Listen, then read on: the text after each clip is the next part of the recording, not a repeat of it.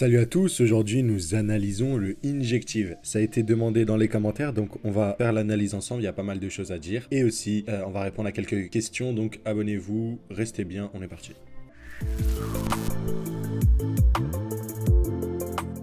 Comme d'habitude, récupérez votre formation offerte au Smart Money Concept dans la description. Je voulais répondre à 2-3 commentaires auxquels je vois vos commentaires, les gars. Il y a beaucoup de commentaires, donc merci beaucoup à vous. Donc, quelqu'un qui m'avait demandé sur le Hakash, on a déjà fait plein de vidéos, il suffit de remonter. Une vidéo aussi, une question qui était intéressante par rapport aux validateurs sur Atom. Moi, j'ai pas de validateur spécifique, je prends ceux avec le moins de commission. Donc, je crois que ça s'appelle All Nodes Zero Fee. Mais ouais, j'ai pas de validateur en particulier. Genre, les premiers avec le moins de frais, bah, je les prends, tout simplement. Et après, il y a pas mal d'analyses. Il y avait Kusama. Donc Kusama, ce sera la vidéo d'après. Voilà, mais là on est sur Injective et il y a deux charts que j'aimerais analyser.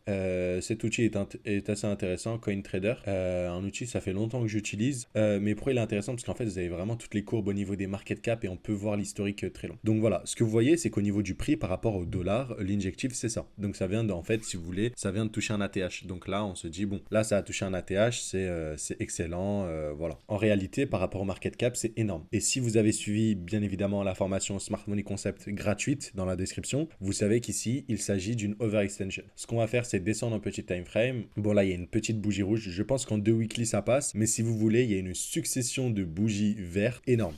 Donc ouais, ça donne ça, quand je regarde en 2 weekly, ça donne un truc du genre, quoi. Ça donne 1, 2, 3, 4, 5, 6, 7. 7 bougies haussières qui se succèdent nécessairement. C'est suivi d'un retracement. On avait déjà eu cette overextension qui n'avait pas causé littéralement de retracement important. Mais on va revenir sur la chart du market cap. On va revenir ici pour voir ce que ça donne. En fait, ici, on avait eu un léger retracement. C'était quand même, un retracement assez important. On a quand même mangé un moins 40% dans les dents en termes de market cap, donc c'était important. Ici, si on prend en moins 40%, vu qu'on est plus haut, c'est aussi, voilà, ça descendra plus bas nécessairement. Donc on peut revenir dans des zones ici. On peut venir du coup recharger dans cette fameuse zone-là. Elle peut être intéressante. Vous avez vu ce bloc-là, il peut être intéressant à venir recharger. Tout simplement. Donc, sur Injective, ce que vous devez noter, c'est qu'il y a une overextension, il y a un déséquilibre du prix. Il va avoir un retracement, c'est nécessaire. C'est nécessaire, ça ne pourra pas faire que monter. Je vous parle même pas des raisons fondamentales de ce projet-là qui me dit que bon, c'est pas ouf,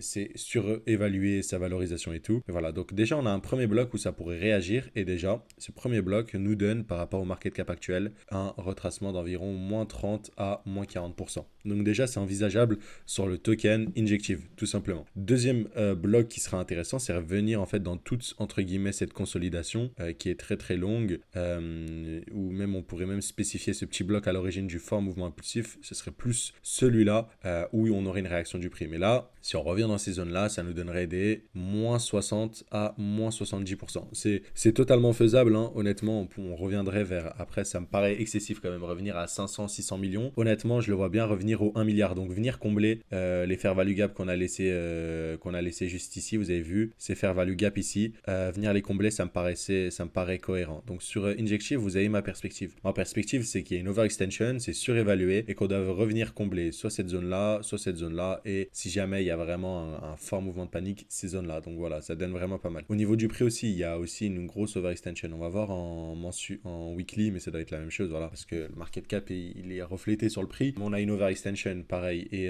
généralement, les FVG en mensuel sont toujours comblés. Donc honnêtement, le bloc à venir chercher, ce serait 7 FVG combiné avec ce bloc-là. Donc ça nous donnerait vraiment cette zone-là. Et au niveau du Injective, du coup, ça nous donnerait quelque chose d'assez important. Ça nous donnerait quand même une chute de moins 50%. On devrait potentiellement revoir peut-être qu'on n'ira pas chercher tout en bas, mais selon moi, on devrait revoir un Injective entre 16 et les 6 dollars, vraiment, s'il y a un excès baissier. Mais proche des 12 dollars et tout, ça pourrait être excellent, tout simplement. Et rien de tel que dans ces situations, en fait, pour avoir un bon point d'entrée, un bon RR, en fait, tout simplement de sortir un outil de Fibonacci, en fait. C'est le plus intéressant de la sorte. Ok, tu sors un outil de Fibonacci et tu vois les zones, tu vois. La zone vraiment de reload pour une belle impulsion, c'est entre 0,5 et 0,786. Donc, en fait, ça coïncide vraiment avec notre FVG, nos deux FVG, ok, nos imbalance, comme on dit. Et voilà, donc, à noter de très près. Injective, gros red flag.